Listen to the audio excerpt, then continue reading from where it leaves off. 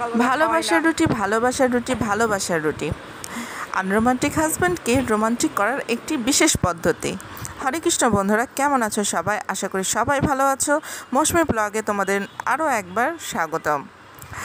আজকে চলে এসেছি আনরোমান্টিক হাজব্যান্ডকে রোমান্টিক করার নতুন একটি পদ্ধতি নিয়ে।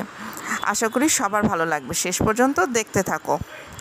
সকালে রুটি বানাচ্ছিলাম, ভাবলাম যে একটু লাভ অ্যাঙ্গেলে বানালে কেমন হয়।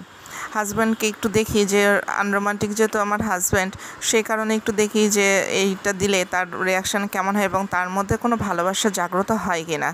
তো সেই জন্য আমি এটা চেষ্টা করলাম এবং সেই ভাবনা অনুযায়ী লাভ অ্যাঙ্গেল দেওয়ার চেষ্টা করলাম।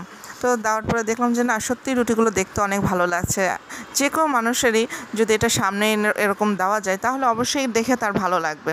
তো সেই প্রচেষ্টা নিয়ে বানালাম এবং বানিয়ে হাজব্যান্ডকে রীতিমতো খেতে দিলাম। তো দেখা মাত্রই তার একটা মুচকি হাসিও পেলাম। তো মানে তাতে বুঝলাম যে তার হচ্ছে একটু ভালোবাসা জাগ্রত হয়েছে।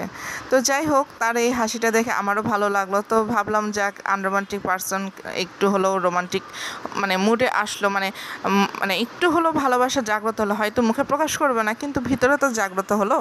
তো সেটা ভেবেই মনে মনে আমিও হেসে দিলাম এবং আমারও ভালো লাগলো। এবং তার যে একটা রিয়াকশন দিল, লাস্টে নিজের দাম্ভিকতা রাখতে বললো, না না হচ্ছে রুটি দেখে তো ভালো লাগলো, কিন্তু রুটি তো খেতে সেই স্বাদে, রুটির মধ্যে তো আলাদা কোনো টেস্ট নেই।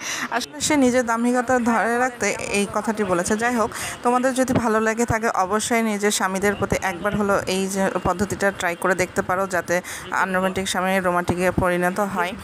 অন্তত তার মুচকি হাসি দেখে এটুকু তো অন্তত বুঝতেই পারবে। তো যাই হোক, যদি তোমাদের এতটুকু এটা ভালো লেগে থাকে আজকের ভিডিওতে, তাহলে অবশ্যই লাইক কমেন্ট শেয়ার করে দিও এবং সাবস্ক্রাইব করে আমার চ্যানেলটির পাশে থেকো। আজকের মতো ভিডিও সুস্থ থেকো, ভালো থেকো। হরে কৃষ্ণ।